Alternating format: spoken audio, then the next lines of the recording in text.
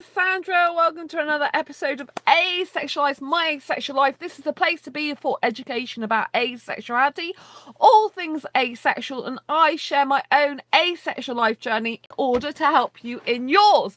If you've just joined me, I'm Sandra Bellamy, author of Asexual Perspectives, 47 Asexual Stories, founder of asexualise.com and founder of Asexualize Academy. And like I said, this is a place to be for education about asexuality.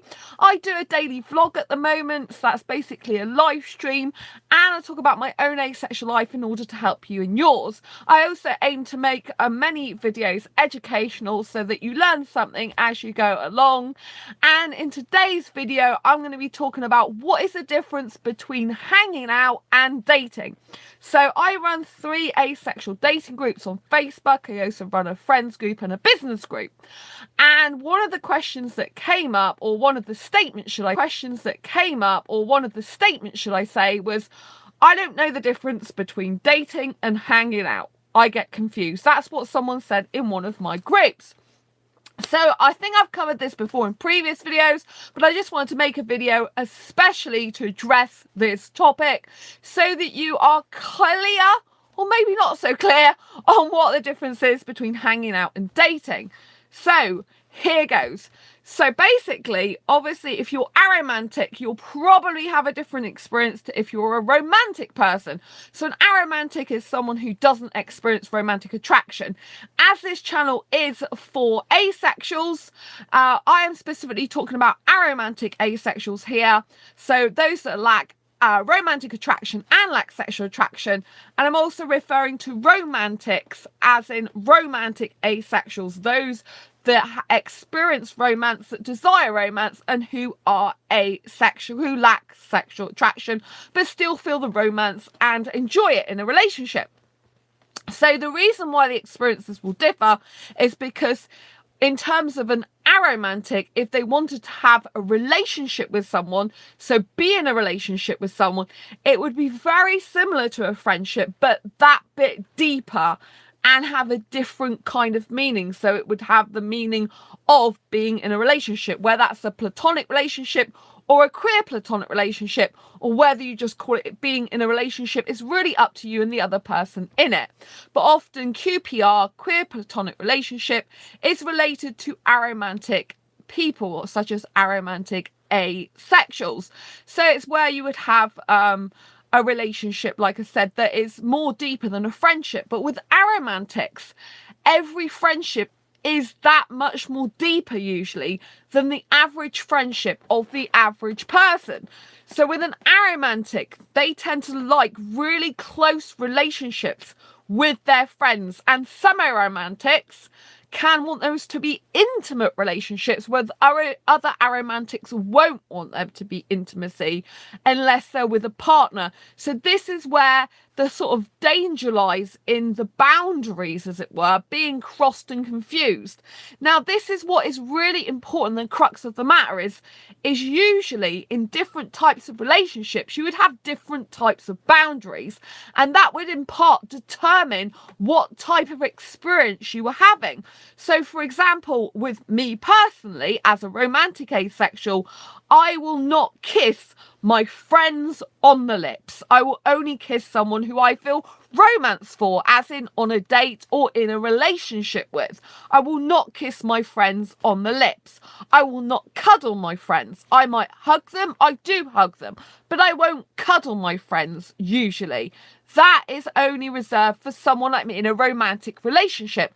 However, some aromantics like cuddling their friends, and this is why it's so difficult, for example, for aromantics specifically, to tell the difference between whether they're having a date or they're just hanging out. Because if they cuddle their friends, which is what a romantic person would often do in a romantic relationship, to all intents and purposes, that experience is not that much different to a date which a romantic has. So this is why there's so much blurriness and confusion, particularly with aromantic asexuals, as to whether they're hanging out or having a date. Now, the main thing you have to focus on, whatever your orientation on the asexual spectrum, is the difference between a date and hanging out is the intention, or that should be the difference. So, for example, if you are in a dating group or on a dating site, you know, how is the conversation going? Have you both meeting up with the intention of getting to know each other to see if you can have a possible relationship with each other, as in being in a relationship with each other, whether that be a queer platonic relationship, a platonic relationship, in a relationship, whatever you want to call it, but it's more than a friendship. That's what I'm getting at. So the intention is one huge factor as to whether you're dating or hanging out. Now, if both of you are friends and you just decide you want to meet up for a coffee as friends, then that is clearly a friendship thing. However, in your subconscious mind, or even your conscious maybe, you might have a different intention for why you're meeting, and so could the other person. So this is when it can get even more difficult. So you could, for example, go with the intention that neither of you have called it a date. Both of you are, you know, just intending to hang out as you've talked verbally, but one or more of you could actually be sussing out the other person to see if you want a possible relationship with them. So this is where things can get tricky and murky, because only if two people had the very same intention, completely and utterly, is it dead clear as to where it's a date or hanging out. That's the only time. And obviously, sometimes that may mean spelling it out. So if I'm on a dating site and I'm talking to a guy, but I just like him as a friend, I might say, that's great, I'd love to meet you. It will just be as a friend, you know, just to let you know, it will just be for friendship. So you can say that if you want to be crystal clear on whether it's a date or hanging out, and you definitely want it to... Oh, hi, Michael. Sorry, I haven't said hello to you yet. Do apologise. I did see you say hello to me. Do apologise. I got very intense on this talk because it's really important that I get all this information out to people. So, you know, it's all about intention, right? And if the other person is having the same intention. So if you're on a dating site, you can literally say to them, you know, yeah, we'll just meet as friends. Or even if it's a dating site, even if it's just Facebook, right? You know, you can just say, you know, if there's any sort of inkling, it could be more than friendship, and all you want is friendship, just make it clear, yeah, I'll only be meeting you as a friend. So I'll give you an example, right? There's a guy who's in the UK, happens to be in my city, who's asexual, who joined one of my dating group. Well, it's a support and dating group. It's a UK one for asexuals. There's more than one, but that's the one I run. I run the UK asexual dating and UK asexual support group. It was originally a support group, but I amalgamated into dating/support, right? There's a guy in there, and he is a lot older than me, and he came into the group. I actually approached myself on Facebook by a private messenger, and I said, just to let you know, I hold asexual meetups in the UK. He was supposed to be coming to my last meetup, but finances stopped him coming in the end. However, he quickly said, here's my phone number if you want to meet up for a coffee or you know, meet up for a chat. Well, I immediately wanted to nip that in the bud, because I, as you know, am attracted to younger guys, not older guys. And this guy, I think he's 65. So he is tons older than me, right? So, but he does look younger than that, right? And so I think he's that age. He's very much older than me. If I remember right, he's 65. But he doesn't look it. I think he looks more like 56. Anyway, he's a lot older than me. So I don't like to ask people their age a second time. I could look back through all the messages, but we've messaged done since then. Anyway, the point is he's a lot older than me. And I spoke to him via private message. He asked for me his phone number. And I said, that's fine. But just to let you know, if I meet you, it will be for friendship only, because I tend to be attracted to younger guys only, and particularly foreign. And so if I prefer to meet up with you in a group first. So once I've met you at the meetup, If everything goes well, then I'm happy to meet you on my own as a friend only. So that straight away was nipping that in the bud. And he then said to me, oh, I like younger girls anyway. I mean, I happen to be much younger than him, but he likes really young girls, like early 20s, and he's much older than me. So he likes the sort of same age group as I do. But even so, you know, I'm guessing it's a little bit extrovert to give his number so quickly and that. But obviously we do live in the same city, so I can kind of understand it because it's hard to find asexuals in your city. So I do get that. And he says down nearer where I live. So, you know, I do get that. But straight away I nipped it in the bud. So if you're unsure and you know how you feel, just put it out there. Spell it out to the person. Straight away. Don't be worried and scared, because I'll tell you what, it's far more scary if you don't want to date the person. You don't want a relationship with them, categorically, no way, shape or form, and you don't tell them. It's far scarier if you then go and meet them, because you don't know what's going to happen, because they might be thinking that you like them more than a friend, and then that's no good, is it? Do you see what I'm saying? You know, if it's a stranger particularly like that, you know, someone you haven't met before and someone who's new in your life, you know, just spell it out. Obviously, if it's with a friend, it could be harder, because if they don't seem to have the intention of that, then, you know, like I said, if they don't seem to have the intention of that and you don't seem to have the intention of that, then you can just meet up as friends, because you're not calling it a date or anything like that, you know? Obviously, it might get to a point where you're interested in a relationship with them, and then you would have to discuss how they feel about you, right? But as it is, it's all about intention. What is the intention of either person? If both of the person's intention is to have a date, then it'll be like you'll be chatting about a possible relationship with each other, and they're like, the next step will be to meet up with each other and find out how you get on in person. So basically what I would do if it's an online thing, which obviously most things start online, I would then ask to video chat with them. I wouldn't meet up with them unless they're prepared to video chat with you. If they say, no, I'm shy, I can't do it, that's fine. There's plenty more fish in the sea. Move on. Because if they're not prepared to do that, then, you know, you don't want to put your own safety at risk, do you? To be quite honest with you. It's not worth the hassle.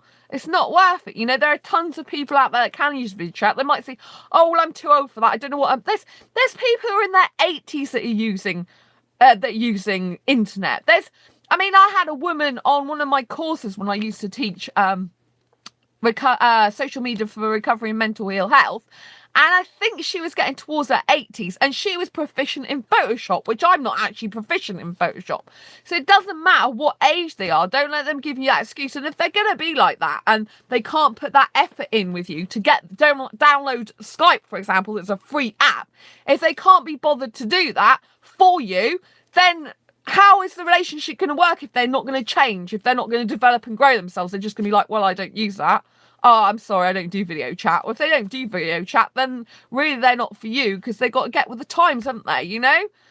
I know some people don't like talking on video, but at the end of the day, it's a safety thing, and safety is far more important, you know, and at the very least you should be on the phone. But the reason why you should do video chat is because you don't know who they are. If they're off the internet, you don't know who they are. And if you're meeting them on your own, it's more risky. Yes, if you're meeting them a group, fine. If you're meeting them an asexual meeting with lots of other people, that is a good thing. But if you're meeting them on your own and you don't know them, you haven't been talking long particularly, it's vital that you get to see them on camera. You know, you don't want to be, you know, some people, even on asexual dating sites, they're using pictures that are far older, you know, when they were younger, basically, than what they look like now. And that's just not good, is it? I mean, obviously, if you're meeting them at a meetup, then you can see what they look like. But if you're on your own, then, you know, especially if they are intending to date your relationship with you, that can be, you know, not a good thing. So aside from intention, what's the other thing that can be the deciding factor? It's to do with feelings. It's how you feel about the other person and how they feel about you, which will in part determine the intention. So basically, if you feel like you possibly want a relationship with the person, you possibly could have a relationship with the person, but you need to find out more about them, that can be a date, because it is different, because the feelings that you have give you the intention of finding out more about if they're suitable for a relationship or not, you see? But you don't know the other person's intentions. That's why it's very better if you can both be clearly defined. Yes, so I'm interested in a relationship with each other, and then you go and see each other, because that's clear cut. But sadly, everything in life isn't as black and white as that. And sometimes you might not actually know whether you're on a date or whether you're hanging out. But it's the intention, the feelings between the people, or how you feel or how they feel, and also the actions. So, for example, if you're on a date with someone, they might try to kiss you. Yep, they might, but it depends again what orientation they are, right? If they're aromantic, a person who doesn't experience romantic attraction, they highly likely won't try and kiss you, because for the majority of time that's quite a romantic thing. It's a naturally romantic thing. However, even aromantics can kiss in relationships. You know, not every aromantic never kisses. So, you know, but just they wouldn't normally think of that in general. So I'm trying to give you some pointers and advice, but I'm also saying, unfortunately, life isn't always like a roadmap, and it doesn't always point to this is a date, this is hanging out. But I think it's a lot easier if you're a romantic person to distinguish the difference. You know, and it's all about intention and feelings. So like I said, if you're on a dating site or dating group, obviously it's a dating group or dating site, which should mean that the people in the group or on the site are looking for a relationship. However, on some asexual dating sites, well, the majority, some people are just looking for friendship. So it's always important that when you start a conversation, you ask them what they're looking for. And also when you meet up with them, you be guided somewhat by what the conversation is. So if you've had conversations that are purely like friendship, it means that when you meet up, to all intents and purposes, you're hanging out, right? If you are going to date a sexual person, now let's talk about this. Now, sexual people, obviously, the majority of them will want sex. And that'll be the difference between hanging out and when you're dating, you know. So if you are wanting to be with a sexual person, you know, and you're meeting up with them, 9 times out of 10 they will be looking to have sex.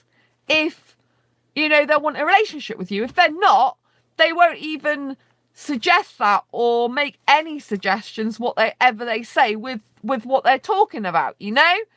There'll be no innuendo. There'll be no, well, they might still do innuendos with them friends sometimes, but if it's a sexual you're meeting up with, a lot of the time they will think more about relationships, because they're driven sexually. They're driven by sexual desire, sexual attraction. And so a lot of the time when they meet up, it's not for friendship. You have to understand that. I wish I could say that yes, thousands upon thousands of sexuals meet up with the opposite sex or the same sex or whatever gender they're attracted to, and it's purely for platonic reasons. But 9 times out of 10 it's not, because their purpose is to find a mate, to mate with usually. No, that's part of their objective, of their goals, ambitions and dreams, is to find someone they can have a sexual relationship with, because they are driven and have this sexual desire that we don't have. So if you are going to meet up with sexual, you have to understand the majority of the time they will be looking for a relationship rather than hanging out. You know, so you have to be very, very clear with sexuals what the meet up is for, whether it's for friendship or dating for a possible relationship. You have to be crystal clear with them. Crystal clear. Because their intentions are not always good. So, you know, because we're 1% of the population, there is obviously hundreds and hundreds of people out there that are asexual. You know, 1 in 100 people is asexual, but there's thousands and millions of people over the planet that are sexuals. And so some of us, quite a lot of us, will end up dating or be in a relationship with sexuals. And we'll end up meeting up with sexuals. So you have to understand the majority of the time, the sexuals will have other things on their mind. This is not the case for everyone. I do have a best male friend in London, and he is just my friend, and he's not sexual at all. And he just meets up with me for friendship. We only see each other about once a year when I'm up in London or he's around here. So that's all it is usually. But he is very how can I put it? He's very different to a lot of other guys, and actually he acts more asexual than I do, in the sense that he is, he never talks about women usually. He's not that interested. He's not interested outwardly in them. He doesn't talk about them. He doesn't, he lives with his aunt and uncle, and he just doesn't, speak about women really. He's not that interested in women. He'd like to get married, I think, and have children in the future to do the church, but that's about it. So he's quite religious and quite, how can I put it, very commendably, good guy in that way. So not every sexual has bad intentions. I'm just saying a lot of them do, sadly. So if you are intending to meet up with a sexual, you have to be crystal clear. You have to verbalize, what are we meeting up for? Do you know what I mean? Unless you've been friends with a sexual for a very long time, where you already know it's just friendship, you have to be crystal clear. What are we meeting up for, So especially if it's on a sexual dating site, because they will think that you're sexual. Even if you put it in your profile that you're asexual, they probably won't understand what that means. You'll have to reiterate them. So you'll have to say before you meet them, and you'll have to explain it when you've met them. And don't not tell a sexual, because it's not fair. Yes, you might not get a relationship, but you should never be leading a lie, not with anyone, I don't expect a sexual to lie to me, right? I don't expect to get off to a relationship start, where it's friendship or dating, with a lie. So, but when you are dating, looking for a relationship, a fundamental part of most relationships is sex, right? It's not for asexuals, but it is for the sexuals. And therefore, if we're thinking about having a relationship with someone who's sexual, it's going to be a huge part of our life, if it's a huge part of their life. So we have to be crystal clear about what we want. And when we meet up with them, if we don't want sex, we have to specify we don't want sex. If we just want friendship, we have to specify that. But don't forget, even if they say, I just want friendship too, a lot of sexuals won't be telling the truth, sadly. They might want friendship, but they'll want a whole lot more besides. You have to understand this. You have to go and proceed with caution. You have to keep your wits about you. You have to be very crystal clear on letting them know you're asexual. And if you're not into sex, with the majority of asexuals aren't, you have to be blunt and say, I'm not looking for sex. I'm just looking for friendship. And they might not listen. They might not really believe you, but you've put it out there. And if you meet up and keep stipulating the same thing, they will get fed up of trying to change you in the end. And if they do try and change you, you just literally walk away. You don't have anything more to do with them. Anything more to do with them. If they're going to pressurize you and be funny with you and, not nice. So always make it crystal clear with sexuals. Always make it crystal clear. And usually with sexuals, one of the people meeting up, I'll have the intention to have more than that. And obviously if you're an asexual, it usually be the sexual. However, as a romantic asexual myself, I can really still desire a romantic relationship strongly. So if I was having a date with a sexual, they'll probably be having sex on their mind. I'll be having romance on my mind. So we'll both be looking for a relationship rather than friendship, but we'll have very different intentions for how that date is. So once you've established where it's dating for a relationship or whether it's just hanging out, if you are dating, for example, a sexual, you've got to understand that if you are a romantic person, that you're thinking of romance and all the sort of wonderful romantic things, and they'll be thinking about the sex. So again, it's different intentions. So dating to a sexual means sex either now or in the future. Dating to an asexual who's romantic and sex repulsed, for example, means they're looking for a romantic relationship. The intentions are both a relationship, they're two different types. So rather than just having the question, what's the difference between hanging out and dating? It's obviously dating's different if you're dating an asexual person, another asexual person, in comparison to dating a sexual person. So you've then got to work out, with dating a sexual, if you're both gonna date rather than it being hanging out together, you've then got to decide what type of date it is, what the intention of the date is. So rather than it being a sexual date, what other things can you do on the date? Do you see what I mean? So there's that, you know, not everything's black and white. That's what I'm trying to say to you. But, you know, hanging out together is basically your friends. You've been friends for a while, or maybe you've gathered a friendship online somewhat. You're just basically chilling out, watching movies together, and neither of you fancies the other one. Neither of you wants a relationship with the other one. Both of you are comfortable, confident, happy, just being together.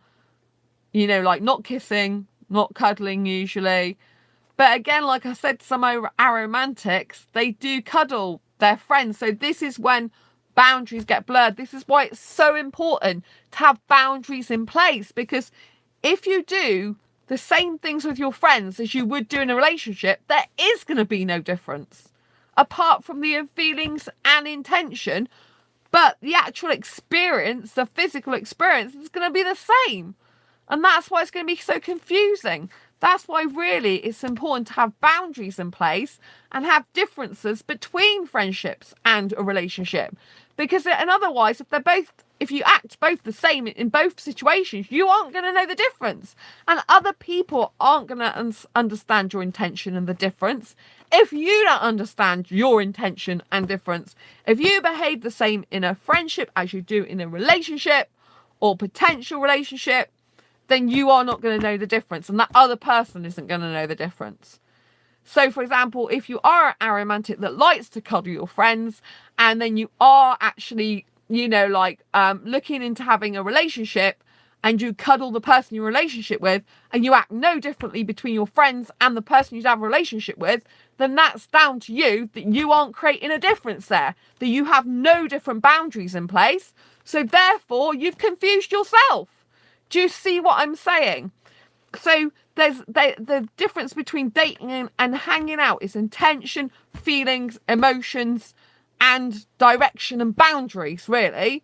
So that is why it's important to have boundaries. That's why it's important to behave differently with friends than you would a relationship. You know, it doesn't have to be wildly different, but there has to be some differences.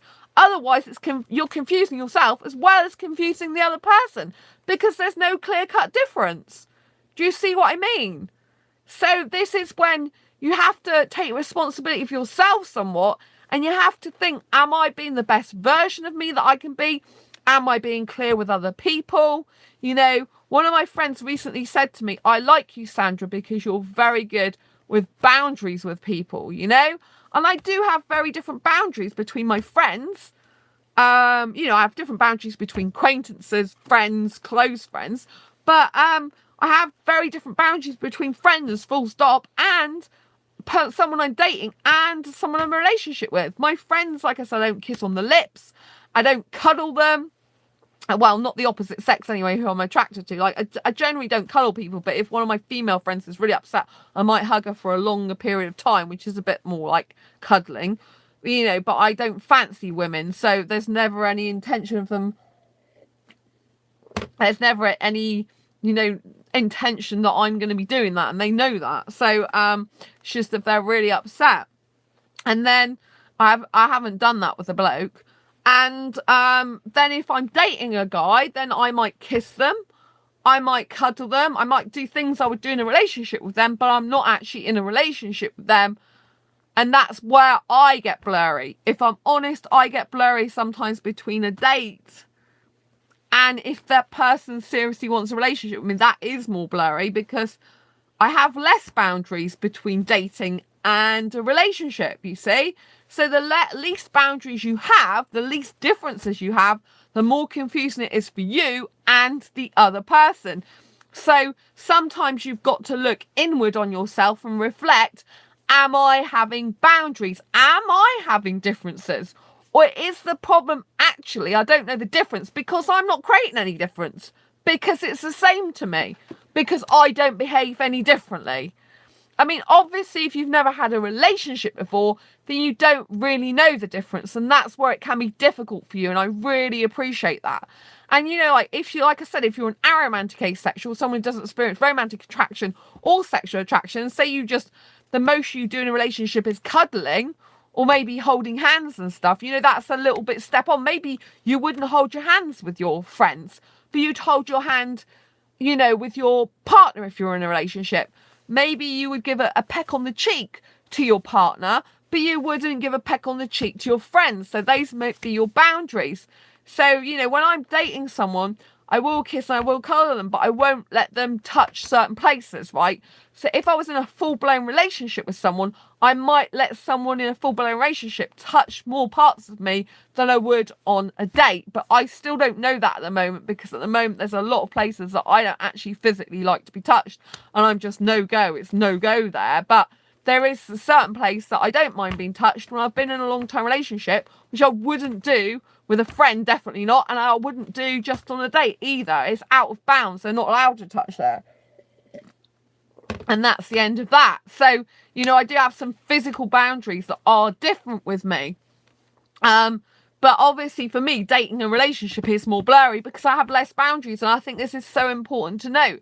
So if you're looking at the difference between friendship, what is just hanging out, and what is dating, then it's all to do with your personal boundaries and the other person's personal boundaries. It's all to do with signals and body language as well. There's a lot that goes into it. Obviously, if you're dating a sexual, it can be quite obvious if they thinking it's a date, because they can be like, you know, like looking at you in a more suggestive way, you know, like their intention. But you could have still said it's friendship you're meeting them for, but they could have other ideas by what they're saying to you, by the way they're looking at you. You know, if a sexual said, oh yeah, we're just meeting up for a coffee and a chat, a lot of the time it means they want more than that. But just say, you know, you do, you'll be able to tell if they fancy you and want a relationship with you, or just want to date you, or just want to have sex with you, because you'll see them usually looking at your physical body. So if you're a female, you'll see them looking at your boobs, you'll see them looking at your body, you know, rather than focusing on here, it'll be more focusing on the body. And you'll see by the way they come across to you and what they're saying. So, for example, like the sexual guy I dated some time ago now, I don't know, it was well over a month anyway. It's like 5 or 6 weeks now. I think it's 6 weeks. That guy, you know, he was very good actually. He didn't really look at my body, and I was really impressed with that. But he was saying, I like British girls. I like British girls. And then he started saying, and so I didn't know. It could be any British girl, couldn't it? So I didn't actually know. So then he kept going into more detail until I knew that he was on about me, that he liked me, you know, likes British girls, particularly me. Because he goes, oh yeah, I like British girls with blonde hair. I like British girls with blue, you know, blue eyes. Like, you're, like, for example, mine, he was obviously getting at. And, oh, you've got really white skin. I love white skin, you know. And eventually he asked to kiss me. So he made it really obvious, because I was still like, okay, you like British women, I like foreign guys, but you're not actually saying you like me. So I like to be crystal clear. So he made it crystal clear, because I still wasn't 100% sure whether he meant me or whether he just meant, you know, women in general. So, I mean, I kind of got the impression, but when he said originally, he didn't say, well, it was for a date, because we both agreed to meet up, but kind of like none of us really called it a date as such. But I knew it was a date because we met in a pub. He was attracted to me, I was attracted to him. I knew that, so I knew it was a date, but I didn't know how far that would go, if you know what I mean. Like, is it just going to be like a chat, and is it going to be more like a friendship thing, or is it going to go into more? Which obviously it went into more at the time. I'm not speaking to him, or don't see him again, so I don't know if I'll see him around Exeter. I expect so sometime, but you know, that's how it was. So, you know, you can't actually go into a situation where you have one intention and then you come out with something else. So you might go in with friendship, they might go in with more than friendship. That person might decide, well, actually, I don't think this person would be suitable for a relationship. You might actually like them more than a friend. So it can work both ways. Do you see what I mean?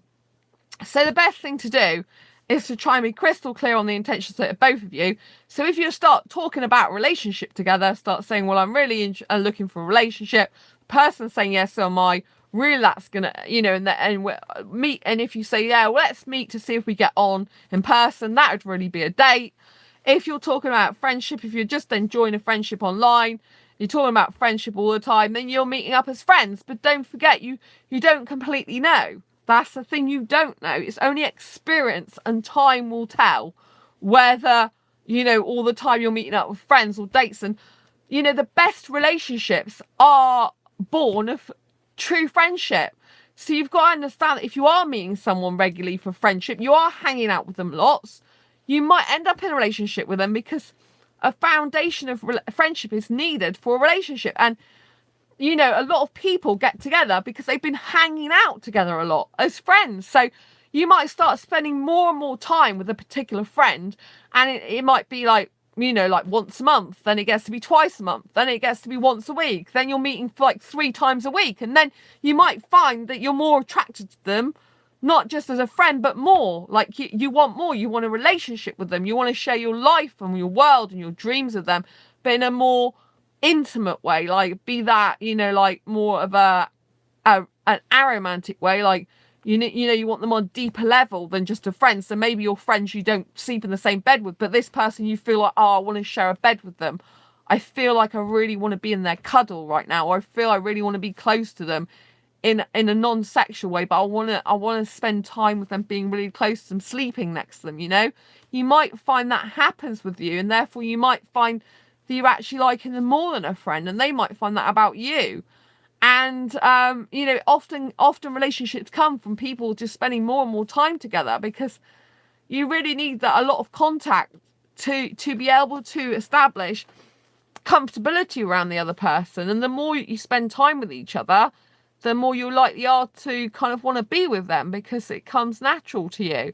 So that's why it can be hard, because a friendship and just meeting up for friendship can turn into a lot more.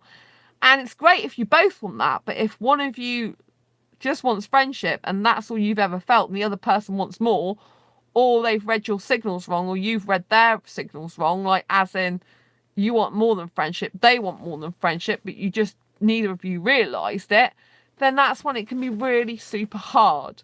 So yeah, anyway, I hope this video has been useful, helpful, insightful to you. If it has, please give it a thumbs up. It really helps get these videos up in search engine rankings. If you haven't already subscribed, please hit that great big subscribe button now. Please hit that bell icon to get notified of every time I go live or post a new video.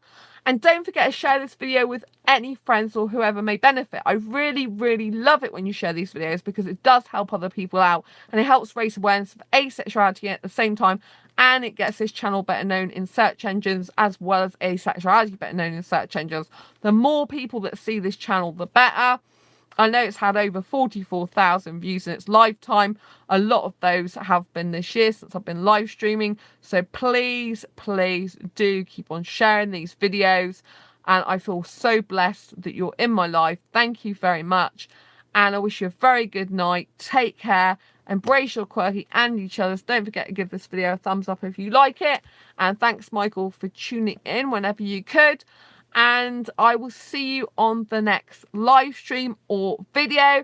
Take care, and I wish you well. Take care. Bye-bye.